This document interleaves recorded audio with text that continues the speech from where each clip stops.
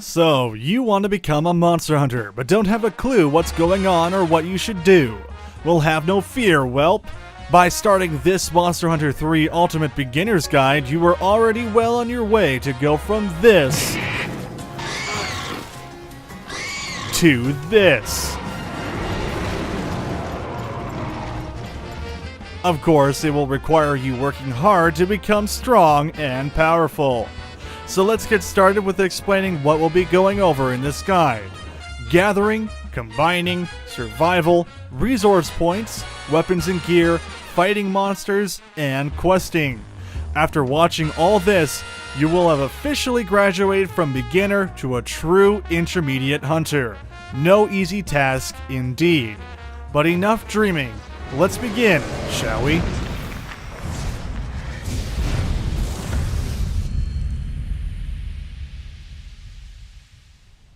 In Monster Hunter, gathering materials out on the field will drastically help you out for the future. After creating a new character, the very first thing you should do is go talk to the gal with the goods and purchase yourself 5 iron pickaxes and 5 bug nets. You'll notice there's also old versions of these, however I recommend against using them for they will break much too easily and you'll end up wasting away all your hard-earned money. Once you have these items, head on out to the Moga Woods and begin looting plants, mushrooms, whetstones, and honey wherever you find them. Keep in mind you'll gather faster when you're crouching. This will help save a bit of time. When looking for bugs, look for spots on the map that have little butterflies flying around. They shouldn't be hard to miss. They usually spawn in areas 2, 3, and 5. When mining, pay close attention to the colored rocks that are strewn throughout areas 4, 6, 7, and 8. These are also sometimes located in the water areas as well, but it's much easier to just go to the areas previously mentioned. Also, feel free to hunt some of the wildlife roaming the landscape. By hunting these Eptonus, you'll be able to learn a bit more about fighting and earn some raw meat in the process. Kelby will also have items like horns and warm pelts to be used for crafting gear later on. Remember that everything you gather will have some use for it in the future, so don't hold back. Keep in mind that you'll almost always want to be gathering to give you an edge later down the line. Also, the Moga Woods is not the end-all be-all area with the best goods. Later on, you'll want to go to new locations like the forest, tundra, and volcanic areas for different items. When you've looted to your heart's content, or your bags are simply full, head on back to your inventory bin for later use. Don't worry, you won't need to take materials back out if you plan on crafting weapons and gear later on. So you've gathered a bunch of stuff, and you have no idea what to do with it yet. Well, have no fear, for it's really quite simple as to what needs to be done. When you go to your menu, you'll see 2 options, Combine and Combo List. Both of these are ways to combine items inside of your personal inventory. What's that, you say? Most of your items are in your item box and not on you? Well, you can also combine inside your item box too by accessing your item box and selecting the Combine/Manage Items tab. Now you can combine whatever you've gathered and thrown in there. But what can you combine? Well, the easiest and most common combinations are 1. Blue mushroom combined with an herb to create a potion. There, you can combine that potion with some honey to create a mega potion. It's almost always better to have mega potions on you rather than regular old potions, so keep that in mind. The next thing you'll want to look out for is antidotes. These are quite useful, of course. They cure poison. You can create those by combining an antidote herb and a blue mushroom. Need some traps for some pesky big monsters out there giving you a rough day? You can combine a spider web and some ivy to get a net. Then combine the net with a trap tool purchased from the gal with the goods to get a pitfall trap. You can also create a shock trap that works on both land and water by combining a thunderbug with a trap tool. There's plenty of combinations out there, and those were just a taste of some of the early stuff. If you're confused as to how to make an item, I left a link in the description to all the item combinations possible to Monster Hunter 3 Ultimate. This is one of those games where it's normal to go online for some wiki assistance. One thing you may have noticed, however, when crafting your items is a success percentage. This is the chance of success when crafting an item. This can be improved when you purchase a book of combos. You can get 3 of 5 of the book of combos from the gal with the goods, and the other 2 by trading with Captain Argosy. Keep in mind you will either need the books inside your inventory to receive the combo bonus when away from your item box, or have them in your item box when combining inside it. Survival of the fittest is truly what happens out there in the deadly world of Monster Hunter. You're going to need everything you got to survive and kill any monsters you plan on slaying. In Monster Hunter 3 Ultimate, there's a few things you'll need to take note of. Your green health bar, your yellow stamina bar, your weapon sharpness, your map, and your quick bar. If your health hits 0, you'll faint and lose any status buffs you've received on your character. Use potions and the like to heal up and prevent that from happening. Remember that raw meat you gathered a while back. Well, you can cook that into rare and well done steaks to increase your stamina bar, allowing you to run and dodge more. Keeping your stamina at maximum is crucial to any chance of survival. When you're constantly hitting stuff, your weapon's sharpness will decrease. It won't break, but as it lowers in sharpness, the more you'll bounce off monsters and do even less damage per strike. To mitigate this, simply use whetstones to sharpen it back up to full sharpness. The quick bar can also be used to quickly consume first aid meds, potions, rations, steaks, and whetstones. It can also be used to throw items like paintballs as well. Always make sure you know what you have on your quick bar at all times, for it could save your life. All consumables will automatically be put there and ready to go for when you want to stifle through it. There's also a cat in town you can talk to that can cook up some food for you to eat. Try out different combinations of food to see what works best for you. I personally prefer getting sauteed meat and bread, which gives me a bonus to health and damage. Also note that fresh food means you'll get a ration's worth of stamina per fresh item at the beginning of the quest or entrance to the Mogul Woods. Resource points are used to do various tasks within the Mogul village. You earn these points by going outside into the Mogul Woods and hunting the various monsters throughout the area. Everything earns you something. Either killing helpless Aptonis or wrecking face on some Jaggies, you'll always be earning something. After completing some of the quests that have you kill monsters like the Great Jaggi, you'll begin to see those appear in the woods as well, of course with a healthier amount of points. You can then obtain these points by talking to Junior, the village chief's son, and simply selecting Hunt Report and then hitting A to accept. Congratulations! You just got yourself a bunch of resource points. But what do you do with these points? The most obvious one is to use them to fulfill villager requests and create mass for your allies you obtain later down the line. The most important requests are new farms, shroom boxes, and what I think is the most crucial, the honey box. Through this, you can then spend more points on setting up a farm with the head farmer cat. Depending on how far you progress through the main story quests, you'll have a range from 1 to 3 cats to cultivate your farming needs. To farm, you must have at least the first tier in farming, the honey box, bug box, or shroom box, and at least one farmable item. In this case, we'll use honey. Give the cat the honey required to build the farm, and then always tell them to go to the maximum number of days. 1 day passes each time you do one quest or enter and exit the Mogul Woods. After each day, you'll be able to check your crop box to find you have more honey that can be transferred directly to either your inventory or item box. You'll find this to be the best way to go to get the specific items that you need when wanting an abundance of stuff. You can also use the resource points to send fishermen out to go fish by talking to the fish mongress. Depending on where you ask the boats to go, you'll either get some treasure or fish to use. Fish are mainly used for the creation of ammunition, but they can be useful for other things too. And as always, everything that you have is useful for something. You may have noticed that when you handed in your hunt report that Junior gave you a bunch of junk to put into your item box. Well, this stuff consists of things like paddles to give your fishermen to make them return faster, or items that buff your item gain from farming. But you may also note that some of the stuff can be used to be traded with Captain Argosy to get some items that are normally harder to get.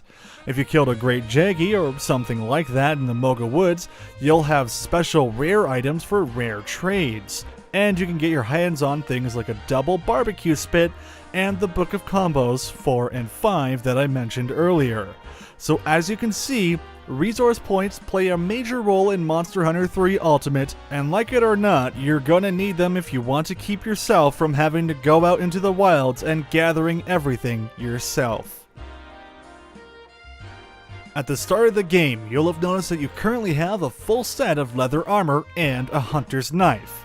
But did you know that you have up to 12 weapons to choose from sitting right in your item box as we speak?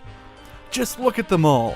These are all the different weapon types in the game, and you may be asking, which one is the best? The answer to that question is, they are all the best. Try them out and see which one you think works best with your playstyle. Also, that leather armor I mentioned has some really good benefits that will help you out while you're off gathering, not to mention give you a small defensive boost when you're wearing it. But how do you check these stats? Simply go into your menus, go over to the Info tab, click Status, and go to page 2. You'll see under Active Skills the negatives and benefits you're currently receiving passively from your gear. As you can see, the leather armor gives you Spirit's Whim, which decreases the chance of your bug nets, boomerangs, horns, and pickaxes breaking, as well as Gathering +1, which means sometimes you'll simply get more items from gathering points. You even get a boost to the speed at which you gather materials, saving you time when you're out hunting. But of course, the starting armor and weapons will simply not be enough for the later quests. That's where the Wyverian Artisan Blacksmith comes into play. From here you can craft new weapons and armor depending on if you have the money and materials to create them. You'll even see the option to upgrade your gear. It's always a good thing to upgrade your weapon to help increase both damage and sharpness. For instance, when you look at the Hunter's Knife, we can upgrade it into a Hunter's Knife Plus. This will require 5 iron ore and 2 earth crystals, as well as a creation fee of 1,500 zenny. This will in turn raise our damage from 98 to 112, and our sharpness will get a little bit more yellow. Some weapons will have green sharpness, and that means they can cut through tougher monsters. The colors go on to be blue, white, and beyond that even. You'll also see affinity. This means the chance you have to get a critical strike. Although nice to have, it's not essential. You can also find weapons with elements on them. Same as physical damage, these will also have a number next to them indicating how much damage the element will do. Unlike physical damage, elements will have varying damage levels dependent on a monster's strengths and weaknesses. For example, if you hit a water monster like the Royal Ludroth with a fire weapon, you'll be doing maximum potential damage as opposed to hitting it with another element. And if you hit it with the water element, then you'll be doing the least amount of damage possible with the elemental attack. Make sure you bring the right tools for the job when you head on out. Armor can also be upgraded using armor spheres you can obtain by completing quests or from mining spots. You may have also noticed slots with circles and lines. The circles mean how many decorations can be placed in your armor. Remember how we had all those awesome stats on our leather armor? Well, there's a reason behind it. Going back to the status menu and heading to the third page, you can see why we have the bonuses that we do. Each piece of armor gives a plus or minus stat to various skills. If the skill reaches plus 10 or negative 10, then you'll have that passive skill. Otherwise, they are wasted points. Some skills can go even higher as they hit 15 and 20 for medium and large benefits. Also, want a skill that's not currently in your skill tree? You can gem in decorations into your armor slots that will allow you to gain those benefits. You can also remove negative effects by gemming stats in that bring it from negative 10 to negative 9, so there's absolutely zero effect on you at all. I highly recommend you experiment a bit with these decorations and see what works for you.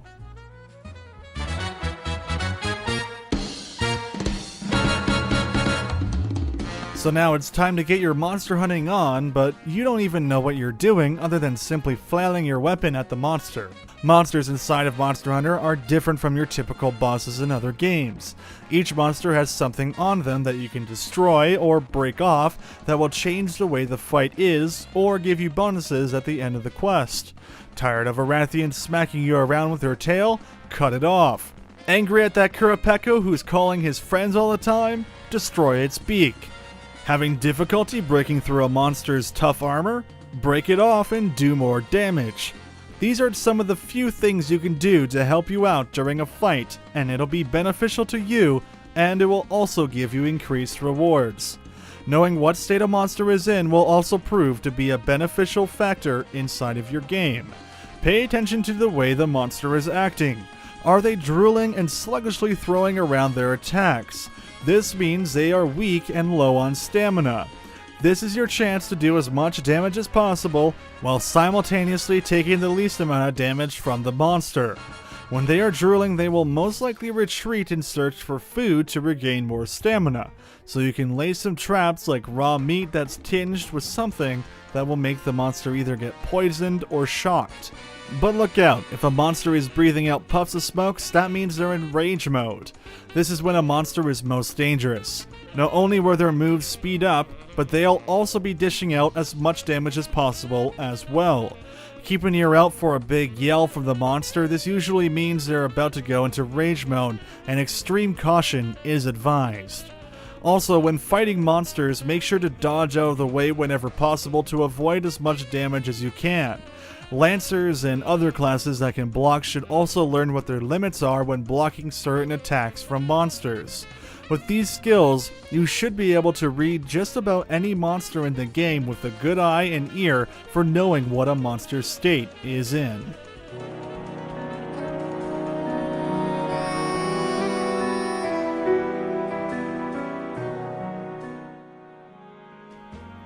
Questing.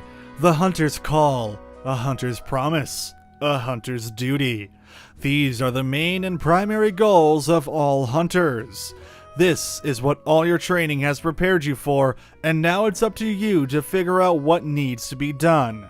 In Monster Hunter, there's normal quests and key quests. Completing all the key quests on a hunter rank will unlock an urgent quest. This urgent quest will then unlock the next hunter rank when completed. As for what quests are key quests, the game won't tell you. But I provided a link in the description as to what are key quests in Monster Hunter 3 Ultimate, which should help you out along the way. When starting up your quests, make sure to always check the blue box. This will have a bunch of free items for you to use on your quest. Keep in mind that most of these items have the word supply item next to them. This means that once the quest is over, these items will be removed from your inventory. So that means use them up first before your hard-earned items. When on a quest, you'll have a timer on the top left. That's right, you have 50 minutes to complete your quest, and some will take almost a full timer, so make sure you come prepared. If you open up your menu, you'll find on the Info tab a new option called Quest Info. This will tell you how many targets have been defeated and how many are required to beat the quest. It will also keep track of how many times you've fainted. Keep in mind that if you die 3 times, the quest is over. It even tells you your current cash reward, which gets cut by 1/3 per death. There's also the exact time you have left on the mission there. The second page will tell you what map you're on, and the third will let you know the quest level, victory conditions, failure conditions, and terms. Lastly, page 4 will give you a little backstory as to why you're on this quest, but that never really matters. You can also choose to do some of the online quests offline, and these are a great way to get right into the thick of things early on. And in case you're wondering, if you join the solo tavern, the monsters will be scaled back to single player difficulty, so you won't have too much trouble. But there is multiplayer where you can team up with up to 3 other hunters. This is by far the best way to earn the materials you need to upgrade your gear quickly and easily. Not to mention a great way to make some friends. It's always a good thing to join rooms with hunters that have the same goals as you. You'll be hunter rank 1 when you first start out, so see about finding rooms that are also looking for hunters that are the same rank as you. For the most part, quests are pretty simple, luckily, and are exactly what's asked for on the paper you signed to do them. So go out there, Hunter, and prove yourself worthy. So now you've come to the end of my beginner's guide to Monster Hunter 3 Ultimate. I hope it helps you along your travels, and remember to always keep hunting. Progression is met by continuous gaming and an aptitude for victory. Do this so that one day you can become the ultimate hunter. I'm Acabine101, thank you very much for watching, good luck, and good hunting!